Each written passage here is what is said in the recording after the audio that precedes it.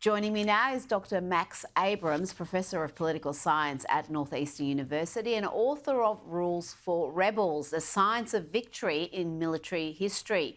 Max, let's start with the Democrats' latest desperate effort to paint Trump as some sort of a Hitler-admiring threat to democracy who has a deep disdain for the military.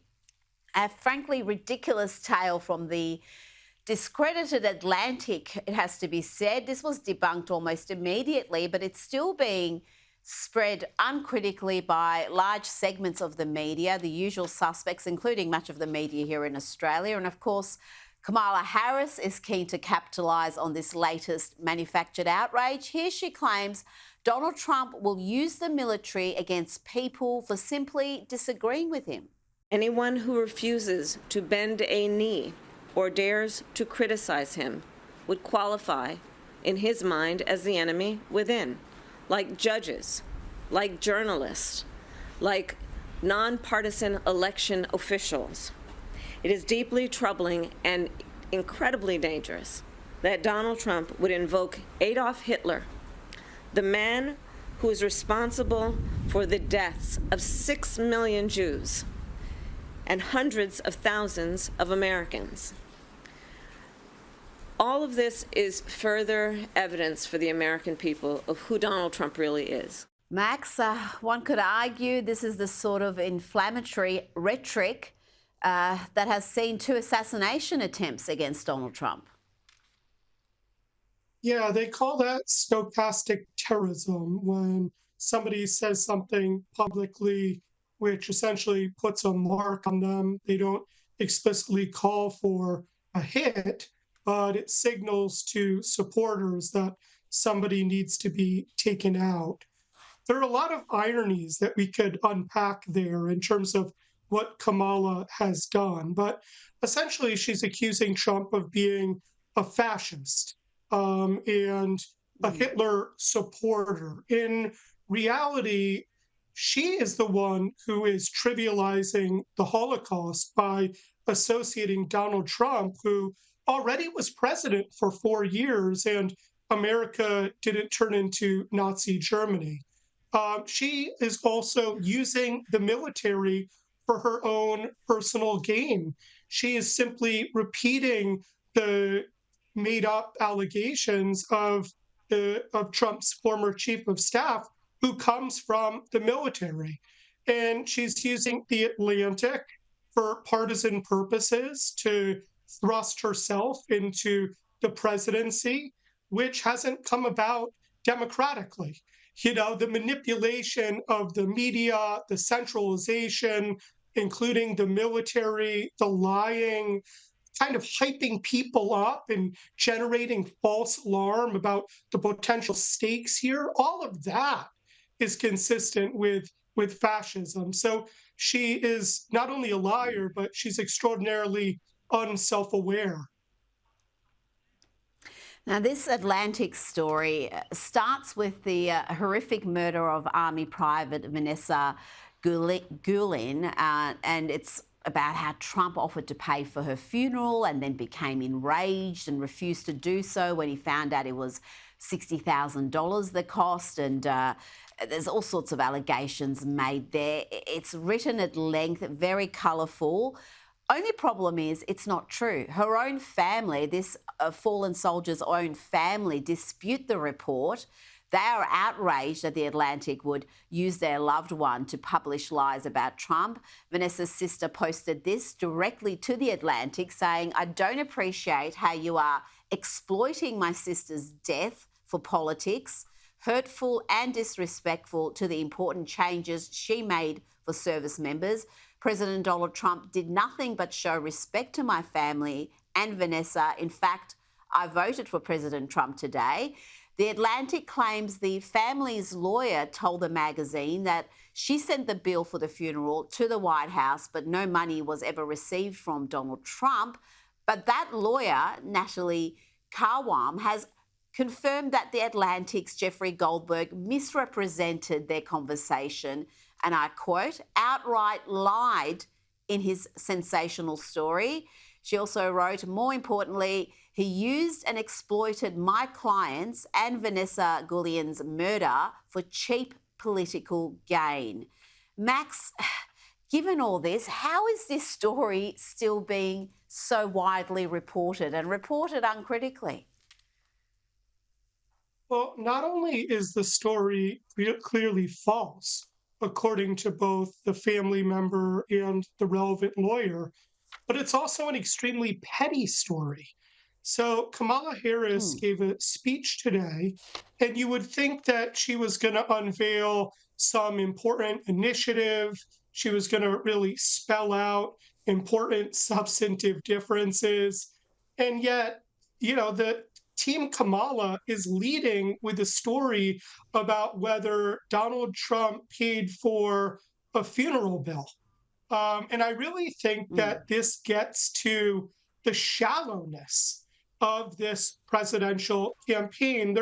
There's no meat on it. Everybody understands that Kamala Harris aspires to be president, and she really can't run on her record as being vice president. She says that she's the change candidate, but in a way, she's already the incumbent.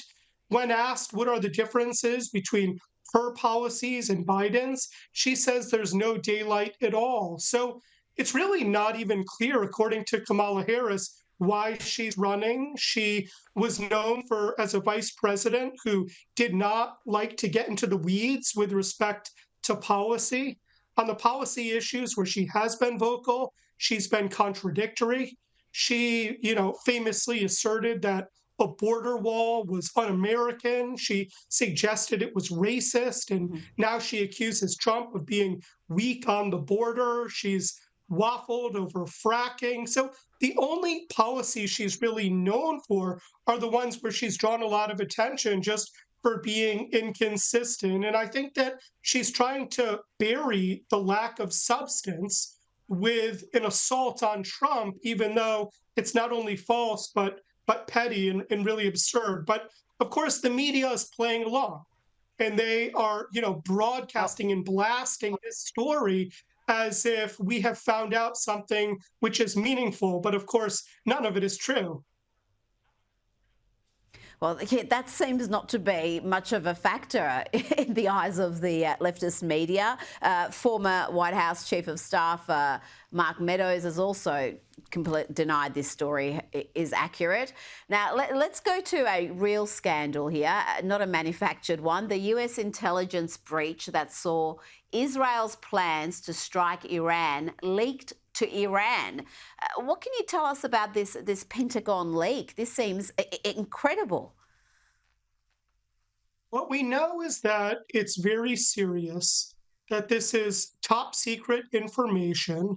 There's essentially a war going on in the Middle East where everybody is waiting for Israel to respond to the October 1st ballistic missile attack, the largest ballistic missile attack ever. And we understand that the Israeli response is going to be significant. And we've also been told that it's going to be surprising. Well, at this time, the last thing that you want is for intel to be leaked, which could compromise the nature of the surprise. It could help, the Islamic regime in Tehran. It could undermine Israel. And it's frankly an embarrassment that the United States cannot protect, utmost secrets. It is good, though, I think, that Netanyahu has had a distrust for the Biden administration. And so what has been disclosed are not the targets that Israel will strike, but some of the military preparations involved in the Israeli strike, the kinds of weapons that will be used, for example. But one of the consequences of what appears to be a leak from the US government is that the Israeli Prime Minister Netanyahu is going to trust the Biden administration even less. And so there will be less collaboration, there will be less intel sharing. I think that the lesson here is that the Biden administration can't be trusted. And I do believe that Netanyahu already knew that. This is an administration that has a history of being implicated with arguably Iranian espionage, at the very least, mishandling of important documents by pro Iranian government officials. And so, for a long time, there have been calls to not just get rid of the Iran envoy, Rob Malley, but his associates. And one of them is actually the presumed national security advisor of Kamala Harris. And so we don't know at this That's point who frightening. the leaker is, but it could be an embarrassment, not just for Biden, but for Kamala as well. Now, you've written a piece for Newsweek explaining Kamala Harris's record on Israel. She has consistently, undermined, you could argue, the only democracy in the Middle East, called for weapons restrictions, voiced opposition to some of their counter-terrorism offensives.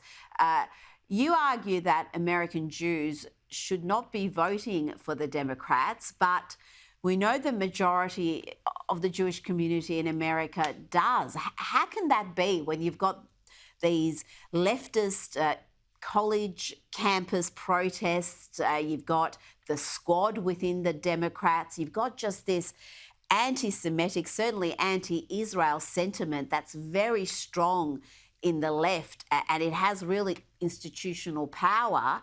And yet you've got the American Jews, the majority of them are still backing the Democrats. This is something that I know is a topic of discussion amongst many in that community. Explain to me why you wrote the piece that you did for Newsweek. American Jews historically do not vote on Jewish topics. They don't vote on international affairs. They don't vote on Israel. They don't vote on anti-Semitism. Most Jews are pro-choice. They support abortion. There are many issues in the Democratic Party that most American Jews support. This election is a little bit different, though. And the reason is that Israel has been struck by the worst attack on Jews since the Holocaust. And what was even scarier to international Jewry wasn't what happened on October 7th, but what we saw on October 8th, where it turns out that this terrorist attack against 1,200 Israeli civilians, it turns out, actually had quite a bit of popularity throughout Western countries. And so there was a merging here of international affairs in terms of the October 7th attack and the sense of Jewish insecurity at home all the way in the United States. And it is hard for Jews. Jews are reluctant to change parties. It's almost a part of their culture, particularly the more Reform Jews, the more secular Jews. They are a very strong voting bloc historically for the Democratic Party. And I do predict that that will hold. The majority of American Jews will still vote Democrat because they always have. However, her share of the Jewish vote will be the smallest in, modern American history. And the reason why is because Kamala Harris is seen as being pro-Hamas. And she's seen as pro-Hamas both in the Gaza Strip as well as pro-Hamas on American campuses and in American cities. With respect to Hamas in Gaza, Kamala Harris is constantly chiding Israel and criticizing Israel for its counterterrorism response since October 7th. Her main focus has been to coerce Israel to stop the military campaign, which would effectively preserve Hamas. She has even opposed Israeli operations which have been remarkably successful, for example, in taking out the leader of Hamas in Rafah. she told Israel very sanctimoniously that she had looked at the maps and it would be a big mistake That's right. to going into Rafah. And then at home, she has said very little about anti Semitism. She actually, her campaign is receiving funds from Soros, who is one of the main funders of the Antifada movement in the United States. And you contrast Kamala Harris to Donald Trump. Trump has been a very strong supporter of Israel. He moved the embassy from Tel Aviv to Jerusalem. He recognized Israeli rights in the Golan Heights. He pushed forward the Abraham Accords, which is very good for Israel and Arab countries.